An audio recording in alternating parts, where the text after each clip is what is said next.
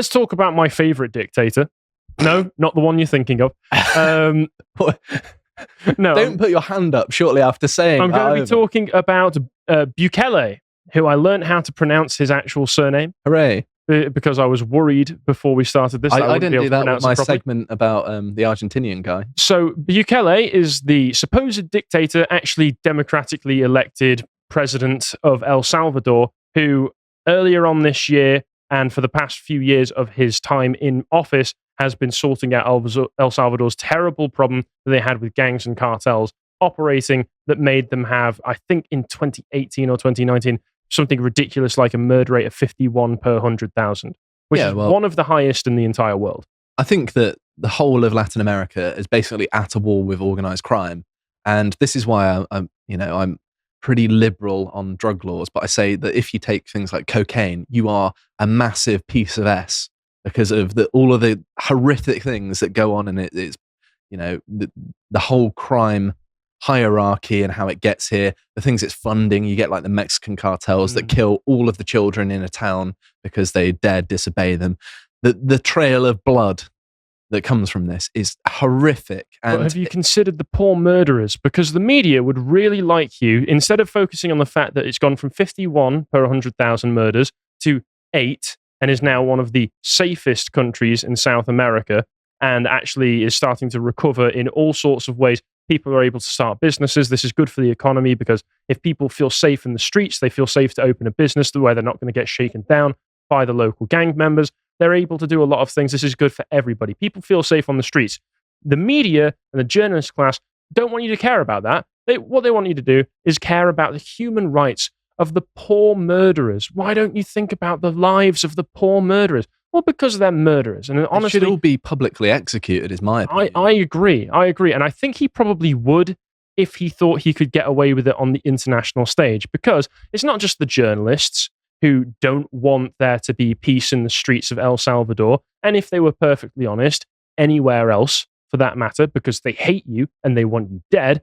But no, it's also the establishment primarily of the US who could actually take action if they wanted to really screw things over for El Salvador and force them into a position where they might have to release all of the gang members which would put them probably in a worse situation than before, because not only would you then have all of the gang members out, they would also be very angry and wanting to enact revenge on anybody and everybody who collaborated to put them in bars. So El Salvador would just erupt immediately into a bloody civil war, the likes of which we've probably not seen since Rwanda. And of course, the organized criminals in Latin America have like military level equipment. Like I saw the Mexican cartels with like Humvees with mounted machine guns on top and like convoys. Well, they looked quite American. Interesting that. It's funny how American foreign policy towards drugs is always hostile, and yet lots of their decisions targeting criminals that are actually peddling these things make it seem like they just want as cheap a drug dollar as possible. I wonder. I wonder if they've been flooding the streets with anything like fentanyl. What? But anyway, relevant to this is Carl's recent discussion that he had with Thierry Boudet and John, what's his surname? Sorry, John. What's his... Laughlin? John Laughlin. Yes, it's on the thumbnail. Sorry, there's a camera that was blocking my view. About the future of liberal democracy and conservatism, because if this is the way that liberal democracy goes and what liberal democracy actually turns out to be, is America bullying all of the other countries in the world to go along with their foreign policy, then liberal democracy won't last. And, if that's all it is, then good bloody riddance to it. So I watched this video which spoke about it, which you can see the photograph in the background of the of when they arrested all of the cartel members. They arrested 71,000 people. And not only did they do that in one gigantic sting operation, they were so proud of it that the El Salvador government under Bukele filmed it and put it out to the public because they wanted them to know, this is what we're doing for you. Look, that's great. It's very easy to do this sort of thing in places like El Salvador as well, because of the fact that the cartel and gang members, I think it was MS-13 and the 18th Street Gang, were the two largest ones that they went after, covered themselves in tattoos and facial tattoos as well that signify, hello, I am a murderous gang member. So it's very easy to round them up. I mean, visual signifiers of being a criminal make it very easy to catch criminals, but I feel like that could be misinterpreted as being very spicy. It could be, but we're talking specifically about South America and El Salvador, and now he's taking it into the rural areas. So any remaining factions of these gangs that exist out in the rural areas, they're taking the action out there as well. And it's also becoming very popular. So in researching this, Ecuador currently has a presidential candidate who has military experience, who wants to crack down on their gangs in a very similar way to this, who's been putting out presidential campaign videos saying that, hey, you see what they did in El Salvador? Well, we'll just do that. We'll just arrest all of the criminals who are proud of the fact that they're criminals and advertise it with their tattoos. I think if everyone copied him, it would be a massive victory for all of humanity, really. Yes. Like, this is fantastic that they're targeting these people. Like, I'm, as I've said earlier, pretty liberal on drug laws, but at the same time, the people making money off of it are terrible people. Many of these people probably murderers, rapists. They're the worst of the worst and deserve death. Yes, absolutely. And also, there's a Guatemalan candidate, a woman no less, who's promising that she will build a mega prison the same as they did in El Salvador, so that they can just round up and imprison all of their gang members as well. Lefty crybabies are going, human rights, though.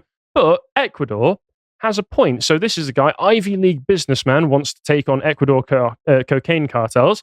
His murder rate has, Ecuador's murder rate, not his personal murder rate. Ecuador's murder rate has surged as local gangs have forged alliances with international crime cartels, because these cartels operate on the same level as a corporation, especially in South America, where there is such a lucrative drug business to go on down there. Mm-hmm. They are the size of international business. And so you need strict, strong, frantic action to be able to take these people out, because otherwise it's like the heads of the Hydra. Take one out and they'll just grow elsewhere. Well, it creates space for another to expand, doesn't it? So you've got to take them all out at the same time. But what El Salvador has done is show that this is a problem with a solution. But the international community does not want you solving that solution because they're all profiting off it. So interestingly, it looks like he might have a reason for doing that. So this is the second Ecuador politician killed in less than a week. And this is an article from 2 days ago. So the politicians are being targeted. I hope this guy can actually do something if he gets in, because as it stands right now with the sort of rhetoric that he's putting out, the most I can say is make sure that you've got an armed retinue of guards with you at all times. If this is what they're doing to just random politicians, it was a local party leader, Pedro Briones, was shot dead by gunmen on a motorcycle at his home in the northern Esmeraldas province. If that's just what happens to some random local party leader, then the guy who's saying we're going to do to you what El Salvador did is going to paint a massive target on his back. Mm-hmm. So I really hope you can get something done over there, but be bloody careful. He must have balls of steel as well. Oh yeah, absolutely. But he said he's seen action as well. So good on him. Well, obviously, even so, yeah. Yeah. But this is the sorts of articles that we're getting in the West about El Salvador and Nayib Bukele as well. There's just what the world's budding autocrats are learning from El Salvador. Now, if when you use the word autocrat, you're using it as a synonym for guy who will clean up the streets, you're making autocrat sound really cool. He was democratically elected, wasn't he? Oh, and he's still vastly popular. I wonder why. He's got an 80% approval rate in his own country, which is something that even Trump at his best could only ever dream of, because Trump never did anything as radical as what he did to make his country safe again. If drained the swamp. If he'd actually drained the swamp, maybe he could have hoped for an 80% approval rate. But this guy knows how to get it done. So he worked out how to chop away democratic restraints while keeping an approval rating of, I must have got it wrong, actually, 80 to 90%.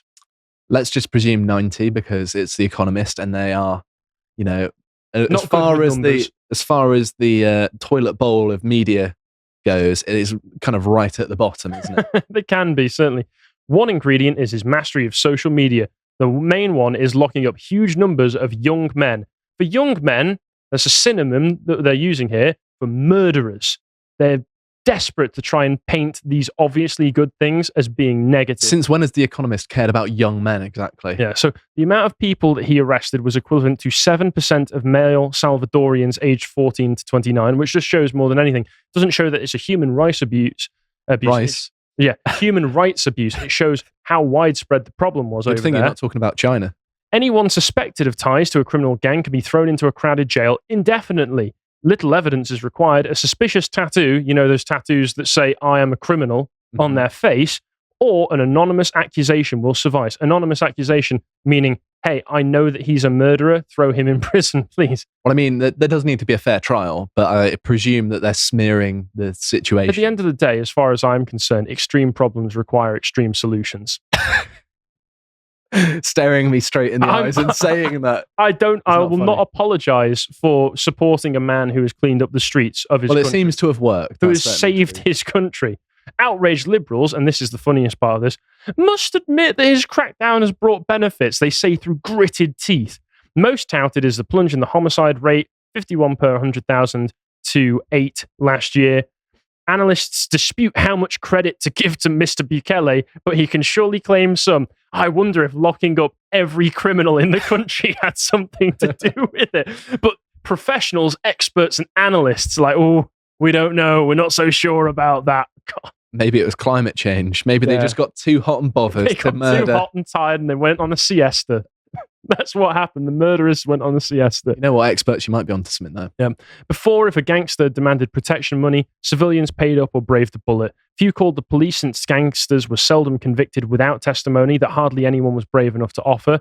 These are repeated patterns we see all over the place in South America. Now it's the gangsters who are scared. Knowing that an anonymous tip-off can put them behind bars indefinitely, they are still at large. Those still at large are in hiding. A study in 2016 found that the annual cost of gang violence in El Salvador was 16% of their GDP. That is insane. Yes, it absolutely is. Today, neighborhoods are calm and business folk have mustered the optimism to open new shops. Hence Mr. Bukele's rock star popularity. And The Economist is here to tell you why that's actually a bad thing. Yet his scrapping of due process carries costs that will outweigh the benefits of not being murdered in the street. Okay. First, untold numbers of innocents have been locked away. Untold because we made it up.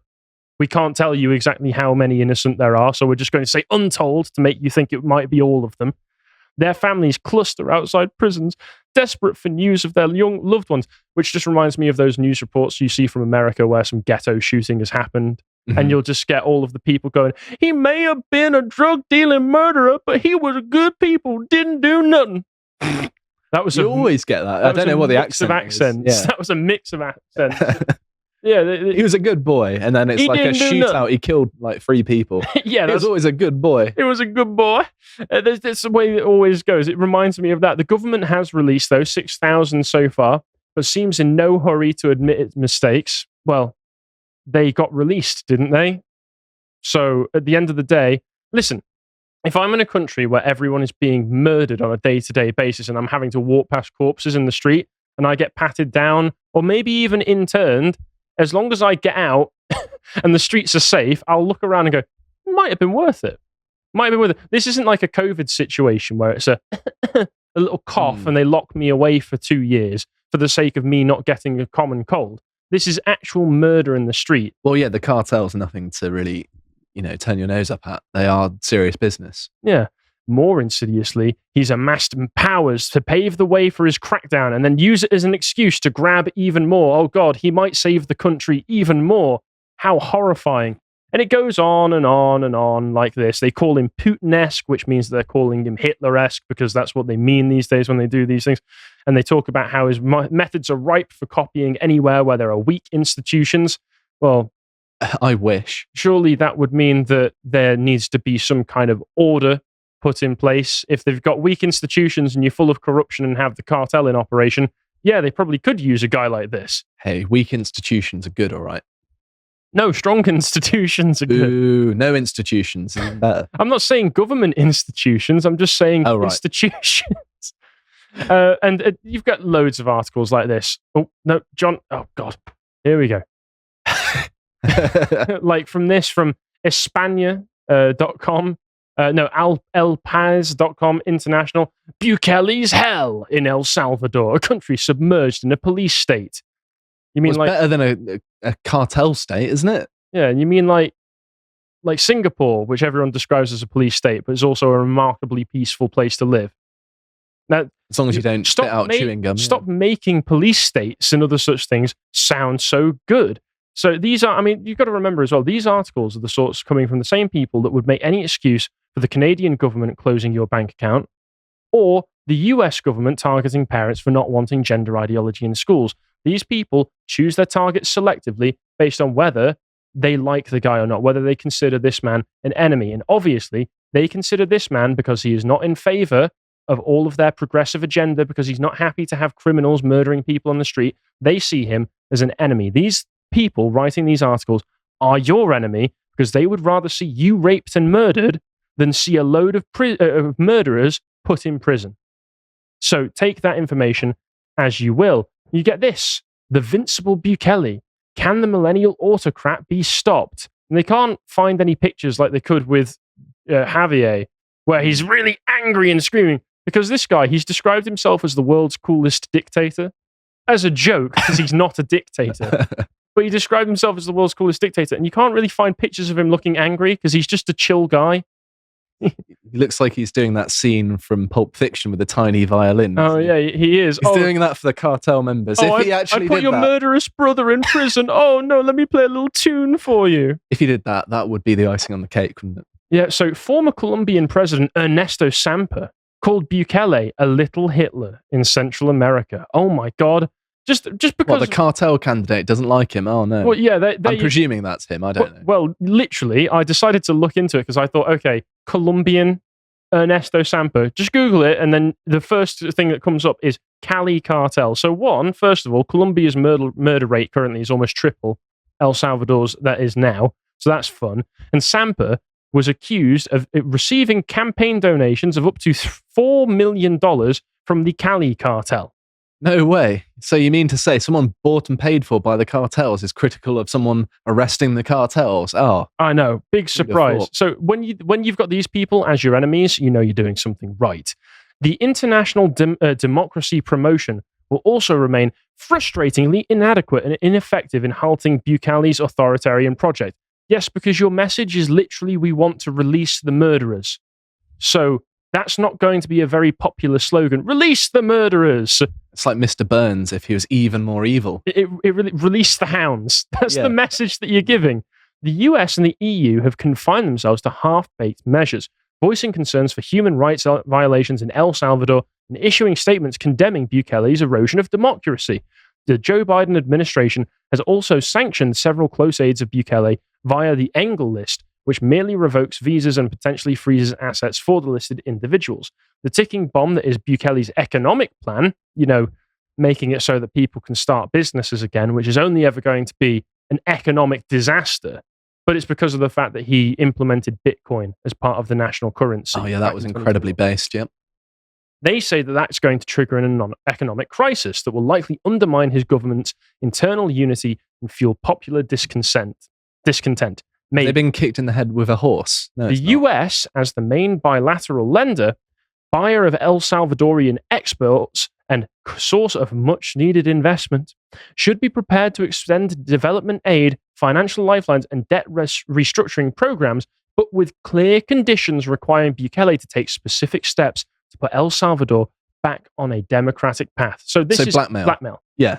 This is sanctioned blackmail, where they say, we will literally... Well, this is just a very thinly veiled threat of regime change. Yes. In the same way that the US government has done time and time and time again to any organization or a country that is not leftist enough for their tastes. This is disgusting. And the fact that the US throws its weight around on the international stage in such a way for such reasons is vile and unforgivable.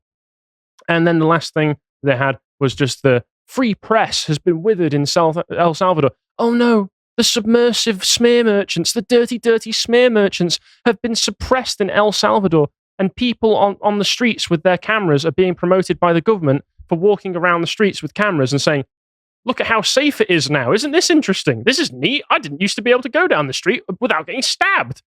And the government is promoting that, and all of the dirty, dirty smear merchants are being pushed down. They're being pushed away. They're being sanctioned. They're not being given the primacy that they so deserve. Good. Screw the dirty, dirty smear merchants.